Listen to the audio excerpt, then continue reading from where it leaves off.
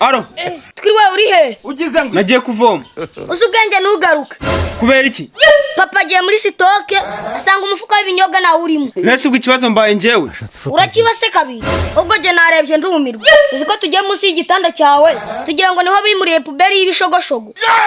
Kavuna mwagiyemo. Ikibabaje si uko twagiyemo. Kuko ikibabaje nuko yigiyemo. Papa tumishopa panda gari zindwi n'abasiti bane ngo base bagutwara. Zizi ni uri kumva uwo muntu.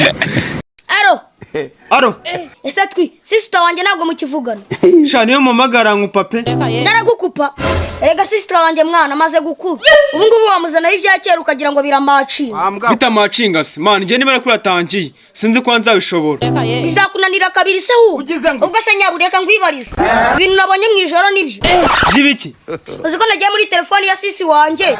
Sangamo message kora 400 na mishaje 200 zohereje. Nyine mwana njye sinzi kwinjinga abakobwa. Iyo mwamagaye ngabona utanshaka. Mwamagana inshuro nka 500, mwakwandikira inshuro 200, nasho nkongera. Kubera icyo kwinjinga gusa se ubwo kuziyahura. Nucunga nabo umutima wawe uzazahamagara.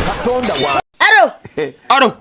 Twiriwe uri he? Natembere. Sinakubiye ko njye gusura sheri wanjye se. Ugize ngo wagiye gusura sheri wawe. Sinanabikubwiye se. Sha urapfuye nuraye.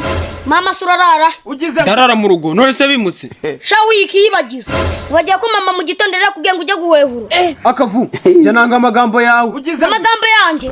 Amagambo yawe nyine. Uzi ko ndi kumwe na sheri. Gashirira mbe. Cyakoze uyu munsi nibagukubita ntumbwira ngo nkusabire imbabazi. Aro. Sha twinubwa mbere mbonye kuri kigoryi. Gute se? Sha sinarenze ko hari abantu babona udufaranga bagasara. Kubagasara. Byagenze bite? Oya sha nta byagenze bite. Uzi ko bira bintu wakoze n'umusazi ari umusazi yaguseka. Baseka. Byagenze bite?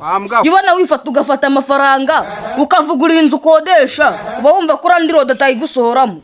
Wapisha yagabanyije amahane. Uzi ko randirode kuri iyi minsi mubwira ibinaka binkorera. Abigukorera ugarara ngo nugutanga akaya kugira ngo mube inshuti. N'ubundi ndabizi ntago muzashobokana. Ariko ngaho uhereye hehe uvuga ko tutazashobokana. Ubwa mbere wazanye umukobwa arabirukanana. Ubwa kabiri urakaranga yabwiriwe arabikwaka. None ngo uri gutanga akaya. Cyane ari wanjye ndamwizeye nawe uzamucikira. Yongeye kuntera no ku biryo byanjye. Nabimumenaho. Aro. Shatwi ubufundi wize burashobora gukoraho. Kubera iki? Mama se bira nugutekanika. Nukubesha nibi. Ngo mbesha. Sha uzabaze je nagaruko neye. Nuko neye nyine. Uziko yasime yo kwa mugisha wubatse. Nubwo wasize ukwezi urwukata ikazamukana n'ikirenge. Urakoze cyane Imana ikumere mugisha. Je narababwiye ngo bazarindire yume ubwo banze ko yume. Oya nabyo kuma. Uziko na radio iri kuvuga simika bambuka. Aro. Ese kwana ku muhanda hari akazi k'ikiyedi kakaba kabuza abakozi nakuntu waza ugatumika.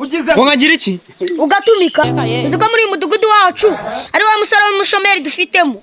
Kavu nkwiyame birenze kunangira ngo byiza gutukana. Ngo ngutuka aho utatutswe se ni. Nuzi ko umusara w'umukene ari nyino mukunda wenyine. Ariko were hehe unyita umushomeri wibagiye ko nize. Hanyuma yo kwiga ndi mu rugo. Ariko ubwire nutihangira akazi muri 2025 niwiba tuzakwicisha inkoni. Zizi ni uri kumva uwo muntu. Aro. Niko uyu munsi ko utaje mu isoko byagenze bite? Nzaye gukora iki? None se uyu munsi nabishakira uburyo. Ngibesheke. Shuga kan. Sori wambwiye ngo muganga yarabikwandikiye. Reka sha ubusagura igisheke aba basaze. Shatwi ubwo ndumva umaze koroherwa. Oya nabyo koroherwa. None se wibagiye ko ibigori byeze. Ibigori se n'ibisheke bihuriye. Ubwo se bitandukaniye. Ubu ngubu wibagije ko turi kurya imisigati. Reka ubu nawe uri kurya imisigati nk'abana. Abana se no bari byiza gusa. Ariko twinkubwire uri gicucu gusa nugira ubibwira. Aro. Niko ira myenda nabonye mu rugo niwe waje kwidodesha. Ni jewe. Ubwo se mama wawe yayirangije. Ariko rubanda murakabye. Yibona ufata ibaro y'ibishambara ukazanira mama ngakudodere. Ubumva ko turadupande pande watuhuza gute. Ngo ni baro yinyi. Birabi bishambara kabiri se. Ariko Kavu wari uzi ko gupfa ibintu bitari ibyawe ari icyaha. Oya nabyicyaha.